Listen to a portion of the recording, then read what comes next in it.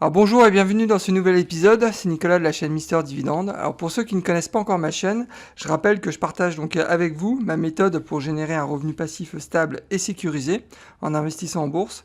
Je publie en règle générale 2 à 3 vidéos par semaine, donc faut pas hésiter, inscrivez-vous, c'est entièrement gratuit.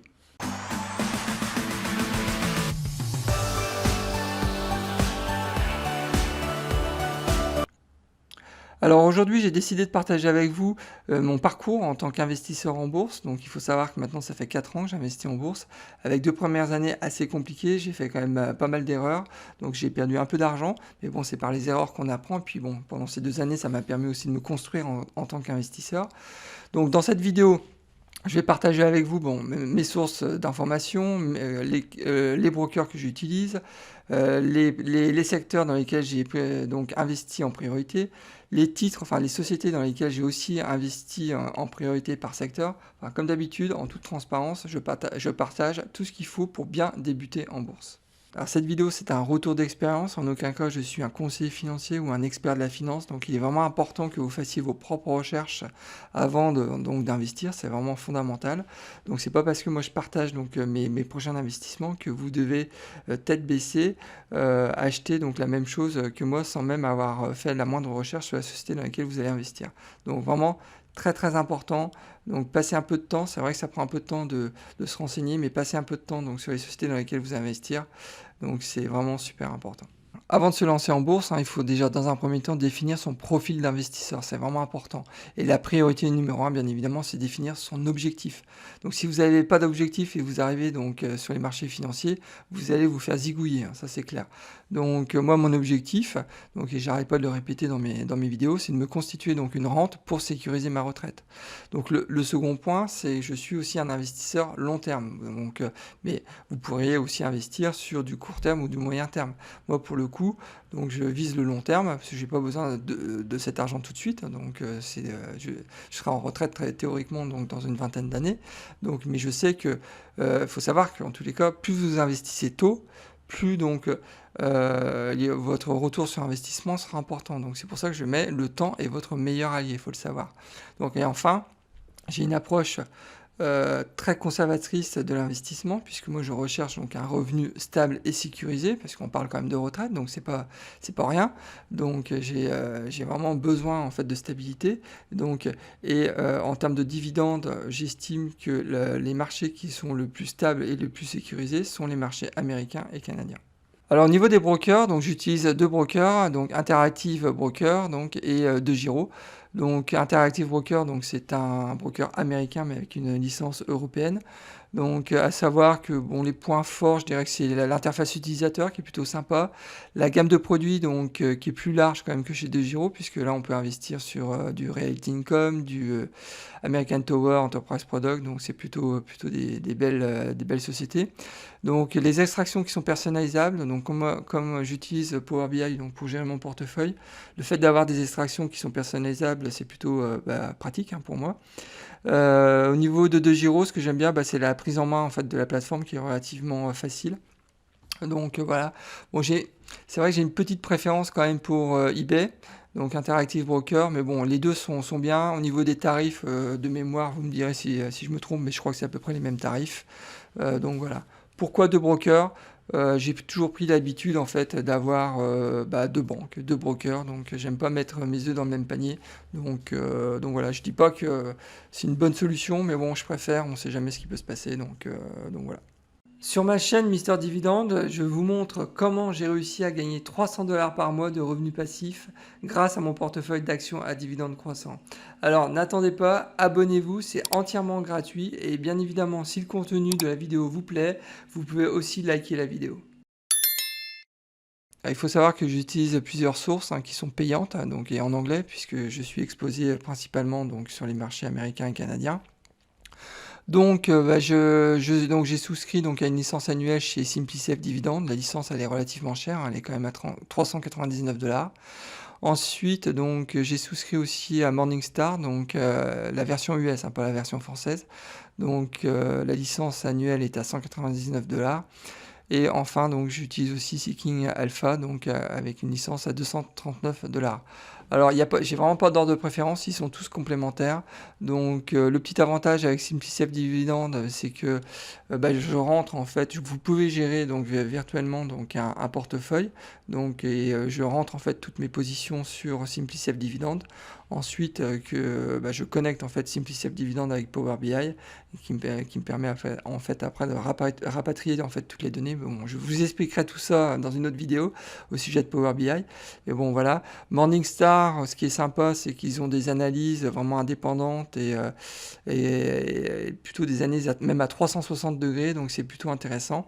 Seeking Alpha, donc qui est aussi intéressant, donc avec pas mal d'auteurs qui écrivent sur bah, toutes les compagnies américaines et canadiennes, donc c'est toujours intéressant.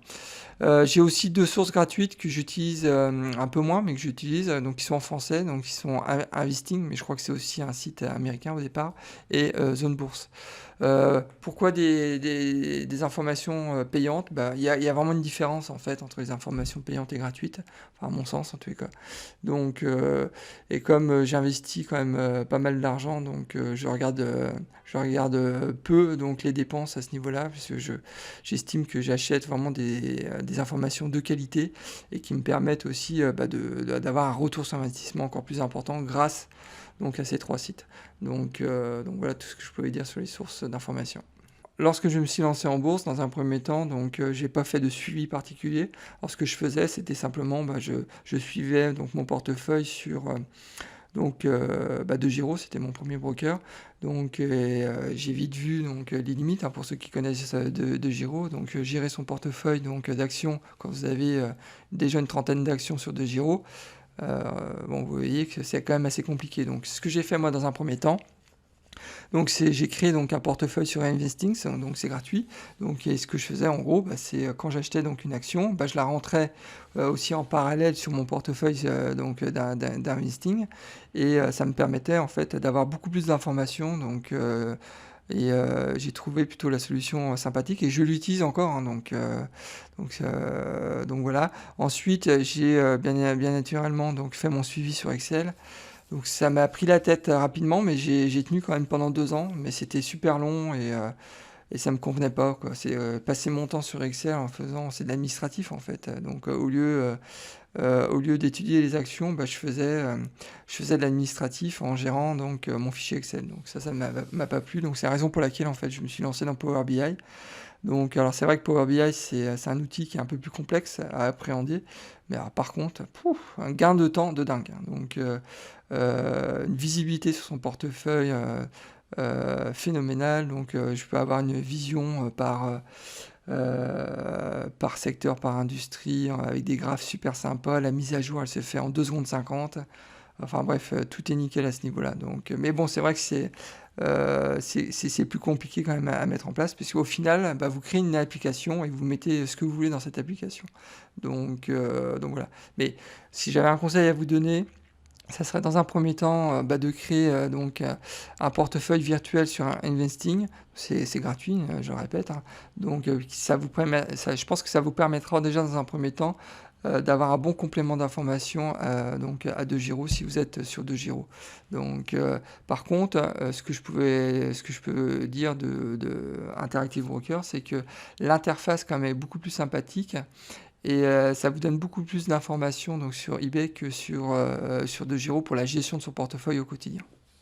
Alors quand on souhaite se lancer en bourse, on a l'impression que c'est super compliqué parce qu'il y a des milliers d'actions, donc on ne sait pas où aller. Enfin bref, des fois ça parle de chiffres, vous ne comprenez pas. Il y a des indicateurs, vous ne comprenez pas. Enfin bref. Et en fait, c'est super simple. En fait, ce qu'il faut savoir, c'est que vous avez 11 secteurs d'activité aux États-Unis en tous les cas, d'accord? Donc sur ces 11 secteurs d'activité, donc ce qu'il faut se dire, c'est qu'il faut donc investir dans ces 11 secteurs d'activité. Donc il faut avoir, c'est ce que je dis là, un portefeuille diversifié, d'accord? Donc et ma règle en tous les cas, donc je sais, c'est pas forcément la meilleure des règles, hein, donc vous pouvez aussi en avoir une autre et je vous invite aussi à faire vos commentaires. Mais moi, ma règle, c'est que donc la valorisation en fait de mon portefeuille par secteur ne doit jamais dépasser les 25%. C'est-à-dire que là, par exemple, là c'est mon portefeuille. Donc en techno, par exemple, j'ai actuellement 18% de ma valorisation donc est dans le secteur donc de la techno. Dans la santé, donc je suis exposé à hauteur de 14%. Dans le consumer staple, je suis exposé à 11%. Vous comprenez donc le système, c'est-à-dire que jamais je dépasserai donc les 25% d'exposition. Donc ça, c'est le premier point. Donc je dirais que c'est vraiment important donc d'investir dans ces 11 secteurs. Petite parenthèse, moi j'ai toujours pas investi donc dans le secteur de consumer discretionary. Donc c'est tout ce qui est consommation discrétionnaire comme par exemple Nike ou Target ou qu'est-ce qu'il y a, Home Depot par exemple. Pourquoi? Parce que je suis pas encore mature, donc j'ai pas trop bossé sur ce secteur, donc c'est la raison pour laquelle j'ai pas envie de me presser, mais je vais investir, c'est clair, parce qu'il faut avoir un portefeuille diversifié, c'est vraiment super important. Donc retenez 11 secteurs d'activité, et dans ces secteurs d'activité, faut investir donc de manière, on va dire, presque proportionnelle. Alors le second critère qui est vraiment important, donc, c'est la répartition de son revenu. C'est-à-dire qu'en fait, chaque position ne doit jamais dépasser 5% de mon revenu total. C'est ma règle. D'accord? Donc, qu'est-ce que ça veut dire? Donc là, je vous ai mis donc, mon portefeuille, non pas par valorisation, parce que moi je suis, je vous rappelle, donc un investisseur qui cherche le rendement, donc je me bâtis une rente, et mon objectif c'est d'avoir donc des revenus donc bien répartis par action. Donc c'est-à-dire que actuellement donc j'ai Pembina par exemple, Pembina représente donc 305 dollars de revenus passifs. D'accord? Donc de dividendes, et qui représente actuellement 8% en fait de mes revenus. Donc qu'est-ce que ça veut dire? Ça veut dire que pour l'instant, je stoppe en fait tous mes investissements sur Pembina, d'accord? Parce que j'estime que je suis beaucoup trop exposé. Donc, et là, à mon sens, il y a un risque. Donc là, je vais attendre maintenant de redescendre en dessous de 5% pour pouvoir réinvestir sur Pembina. Donc cet exercice, ça me permet une nouvelle fois d'éviter une concentration trop importante dans une ou deux sociétés. Donc vous aurez compris, hein, le système est relativement simple, mais bon, ça me permet au moins de bien répartir mes revenus. Alors on n'en parle jamais assez, mais il faut savoir qu'il y a une inflation de 2 à 3% par an, donc elle est vraiment réelle. Et donc pour combattre en fait cette inflation, donc moi j'ai décidé en fait de me focaliser sur les actions à dividendes croissants, donc c'est vraiment important. Donc ça veut dire que les dividendes donc augmentent chaque année. Donc en d'autres termes, je sélectionne uniquement des sociétés qui ont la capacité donc sur 20 ans d'augmenter leurs dividendes donc chaque année de au minimum 3%. Donc et l'objectif, il est clair, c'est justement pour combattre cette inflation, donc pour ne pas perdre en pouvoir d'achat. Donc ça, c'est vraiment une donnée aussi qui est vraiment importante pour moi. Je ne le répéterai jamais assez, mais j'investis dans une société et non un titre. Donc, c'est-à-dire que je fais des recherches avant d'investir dans une société. Donc, j'y vais pas à l'aveuglette. D'accord? C'est pas parce que donc Apple a des beaux produits que je vais investir dans cette société. Apple, pour le commun des mortels, ils vendent de l'iPhone. Non, Apple, c'est pas que ça. Apple, ils ont quatre sources de revenus. Donc, il faut le savoir. Donc, il faut savoir qu'Apple, par exemple, il développe énormément actuellement le service, donc qui est le business dans Apple qui a la croissance la plus importante. Et bon, donc, pour savoir ça, il faut étudier en fait la société. Donc, il faut savoir aussi, par exemple, s'ils ont un endettement important. Comment Apple se comporte en temps de crise? Est-ce qu'ils continuent à verser un dividende? Est-ce qu'ils ont tendance à couper le dividende en tant que crise? Donc, c'est tout ça, il faut le savoir. D'accord? Donc, il y a quand même un minimum de recherche à faire avant d'investir dans une société. Il faut savoir que j'applique aussi le principe SWAN, donc le Sleeping Well at Night, donc ça veut dire dormir bien la nuit. Donc, alors je m'explique. Donc, il y a 2 ans, moi j'ai investi donc dans Altria, donc je pensais que donc cette société, j'y croyais vraiment, donc un business qui était florissant, qui gagne toujours pas mal d'argent, donc avec un rendement sur dividende qui est aussi très intéressant. Mais voilà, les taux commencent à se resserrer autour d'Altria, donc il faut savoir qu'il y a des nouvelles régulations qui vont arriver et qui met en péril quand même le business model d'Altria. Donc, quand j'ai commencé à lire autour de ça, ça a commencé à me déranger. Et même la nuit, je me disais, ok, qu'est-ce que je dois faire, quoi. Je commençais à être inconfortable avec ce titre. Et c'est ça, le principe Swan, c'est ça. C'est dès lors que un titre, une société ne correspond pas à votre profil d'investisseur, faut s'en séparer. Donc, et moi, c'est ce que j'ai fait avec Altria. Donc Altria, Le secteur du tabac me dérange pas, c'était plus le business model en fait d'Altria qui me dérangeait et je voyais très clairement qu'à terme donc il y a un risque très clair sur cette boutique. Donc bah, j'ai décidé de tout vendre. Donc voilà. Donc c'est ça le principe Swan. Enfin, la dernière règle que je me suis imposée, bah, c'est de mettre en place un virement automatique le premier de chaque mois. Ça, je fais ça depuis 4 ans maintenant. Donc, bah, pourquoi le premier de chaque mois? Bah, ça m'évite, en tous les cas, d'avoir un peu d'argent sur mon compte pendant le mois et puis de le dépenser dans des conneries. Donc, tout simplement. Donc, je préfère me payer en premier, que l'argent donc soit viré donc chez mon broker le 2 du mois, on va dire. Et au moins, comme ça, c'est de l'argent que j'ai, on va dire, sécurisé, que je sais que je vais donc investir pour justement me rapporter des petits par la suite. Alors lorsque j'ai mis en place mon portefeuille à dividendes croissants, donc et pour éviter de me prendre la tête et de me disperser, donc j'ai pris les 11 secteurs d'activité, donc et ensuite j'ai sélectionné 2 titres par secteur. Donc j'ai sélectionné 2 titres vraiment de qualité. Je vais vous montrer les titres dans lesquels j'ai investi en priorité. Et donc je me suis tenu donc à cette règle. Ça m'a permis en fait d'avoir un portefeuille diversifié, puisque au bout de 6 mois j'avais un portefeuille donc d'une vingtaine de titres, donc et j'étais quasiment exposé sur l'ensemble des secteurs.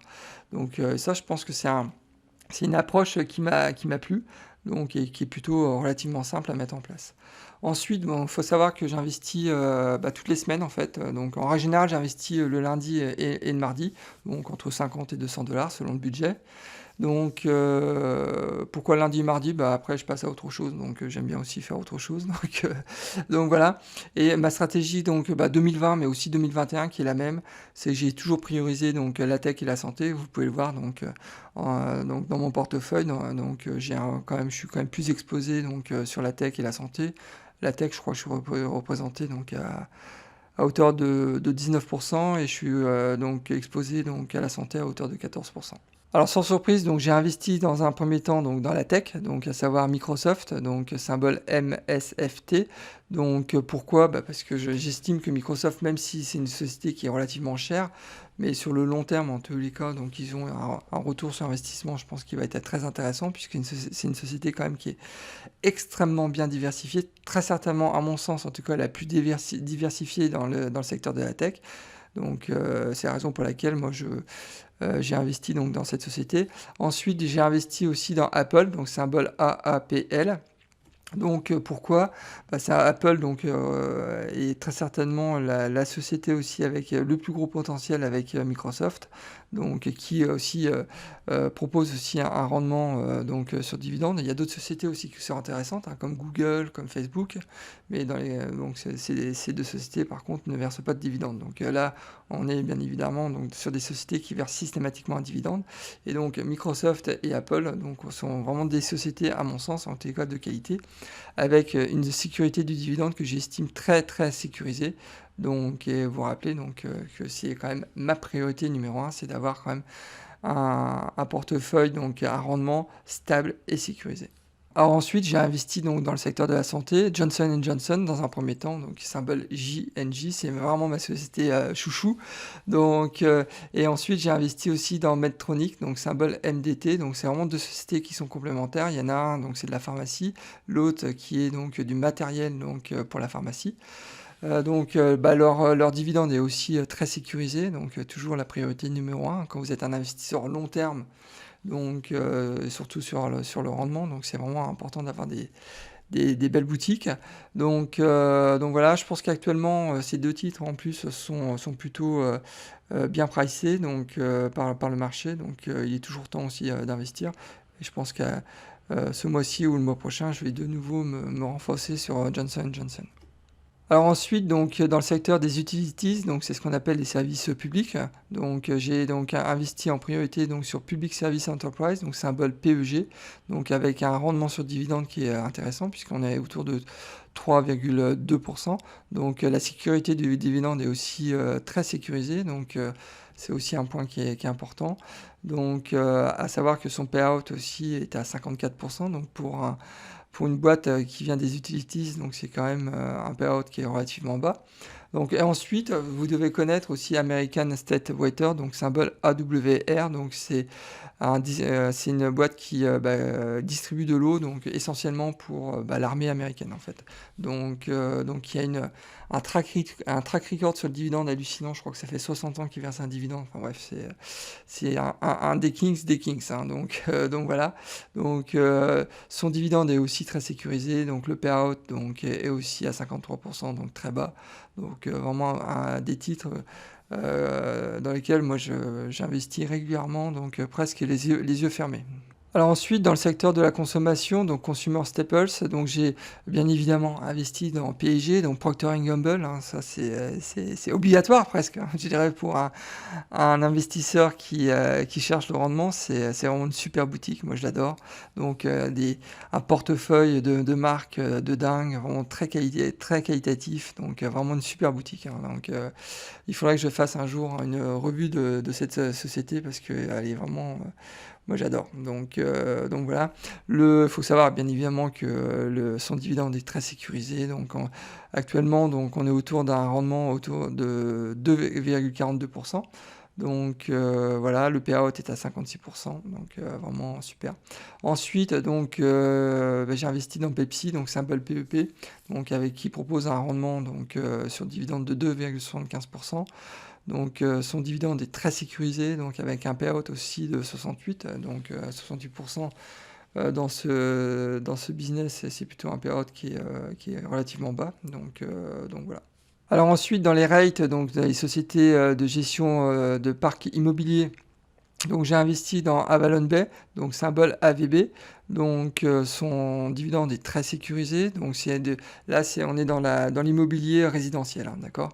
Donc son dividende actuellement est à 2,79%. Le prix il a explosé. C'est vrai qu'actuellement je pense que c'est un peu cher. C'est un peu cher, donc moi j'attends que ça baisse un peu pour de nouveau me repositionner. Par contre, le second titre, hein, je considère aussi de qualité, donc avec un dividende qui est sécurisé, c'est Realty Income, donc symbole O, donc avec un rendement sur dividende à 4%, 4,03%. Donc le payout est à 83%, donc super boutique aussi, mais malheureusement qui n'est pas disponible sur De Giro, mais qui est disponible sur Interactive Broker. Dans le secteur industriel, donc j'ai investi prioritairement donc dans le Honeywell, donc qui est un conglomérat donc industriel, donc symbole HON. Donc son dividende est aussi très sécurisé. Donc le rendement sur dividende est relativement faible actuellement, 1,6. C'est vrai que le prix il a quand même pas mal monté. Donc le payout est à 49, donc très faible. Ensuite j'ai investi aussi dans Qminx, donc symbole CMI. J'ai fait une revue de ce titre, je vous invite aussi à regarder la vidéo. Donc vraiment très belle société, très peu connue, qui est spécialisée dans les moteurs diesel. Donc voilà.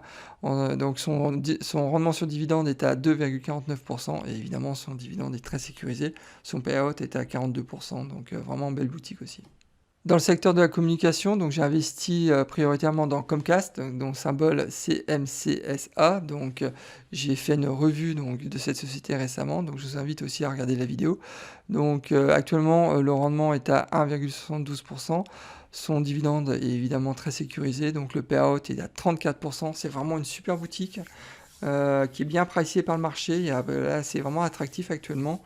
Et aussi avec des fondamentaux financiers vraiment très solides. Ensuite, on a Verizon, donc vraiment, j'adore cette boîte aussi, donc symbole VZ.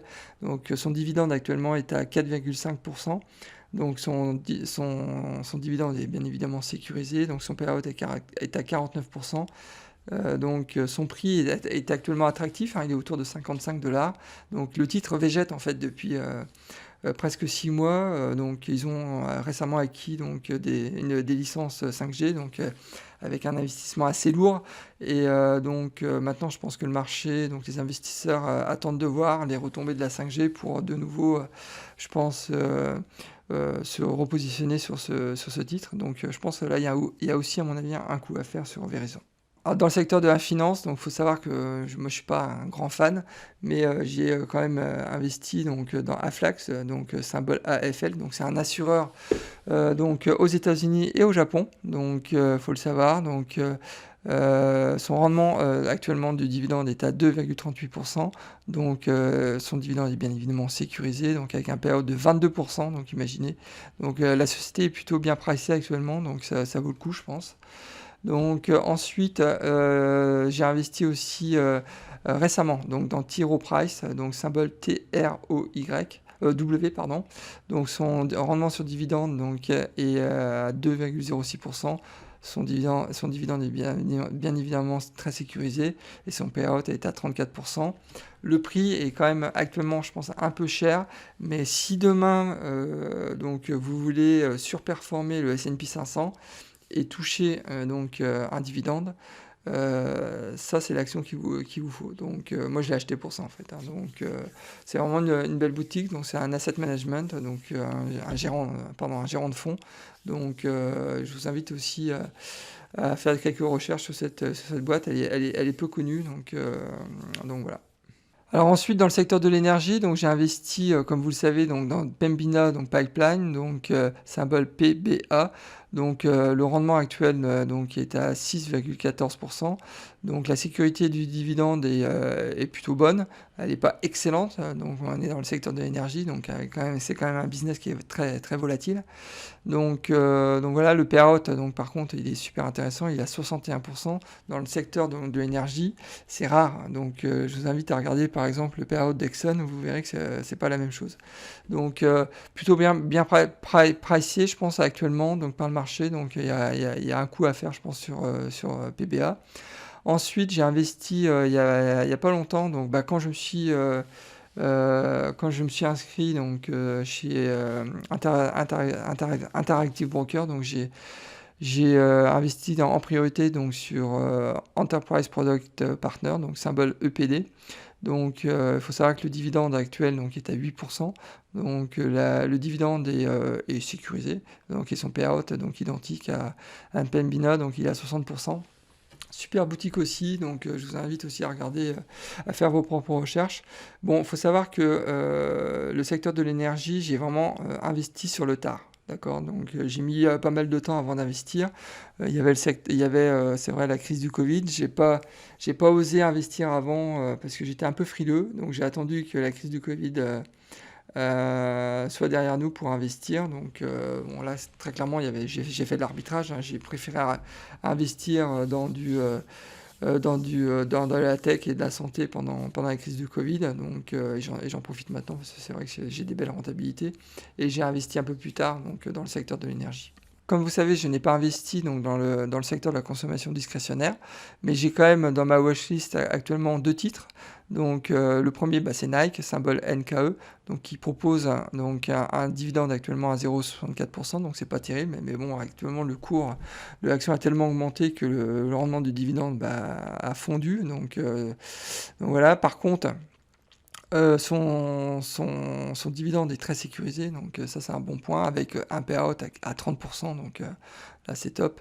Donc par contre, comme je disais, donc petit symbole orangé, parce que c'est vrai que le titre actuellement est un peu cher, donc j'attends patiemment. C'est aussi ça, des fois la meilleure des décisions c'est d'attendre. Ça sert à rien d'investir dans des boutiques qui sont super belles, hein, mais Nike c'est vraiment moi j'adore cette société, hein, donc, qui propose des produits de qualité, qui a une solution digitale aussi vraiment très intéressante, qui a dit non à Amazon, donc faut le savoir. Donc ils sont sortis de chez Amazon, donc ils ont lancé leur propre solution digitale, ils ont réussi. Donc c'est vraiment une belle histoire, quoi, Nike, hein. Donc voilà, vous aurez compris, mais bon, pour l'instant c'est un peu cher, donc il faut attendre. Donc ensuite, j'ai Target aussi, symbole TGT dans ma watchlist, donc qui propose un rendement sur dividende à 1,37%. Donc le dividende est aussi très sécurisé, le payout est à 22%, imaginez le potentiel. Donc voilà. Je vais peut-être me positionner, mais j'ai pas encore eu le temps, sincèrement, de bien faire des recherches sur cette société. Donc c'est la raison pour laquelle, pour l'instant, je n'investis pas encore. Mais bon, c'est vrai que Target, c'est vraiment une belle boutique. Eh ben écoutez, on arrive à la fin de cette vidéo. Alors j'espère que le contenu vous a plu. Donc et si c'est le cas, je vous invite à liker ma vidéo et aussi à vous inscrire à ma chaîne YouTube si ce n'est pas déjà fait. Donc et si vous avez donc un commentaire donc sur cette vidéo, donc qu'il soit positif ou négatif, mais qui soit constructif, il ne faut pas hésiter, laisser un commentaire. Je serais toujours ravi d'échanger avec vous, surtout sur cette thématique. Donc, et vraiment, au final, on a l'impression d'être perdu quand on investit donc, sur le marché boursier, mais en fait, quand on s'y prend donc, par secteur et ensuite par 2 titres par secteur, vous voyez tout de suite que c'est quand même beaucoup plus simple. Donc, et si on sélectionne en plus des titres qui sont vraiment de qualité, voilà, c'est le principe SWAM, donc c'est ce que je disais tout à l'heure. Donc après, vous pouvez dormir sur vos 2 lauriers. Bon écoutez, je vous dis à la prochaine vidéo et je vous dis plein de bonnes choses et surtout bon trade. Au revoir.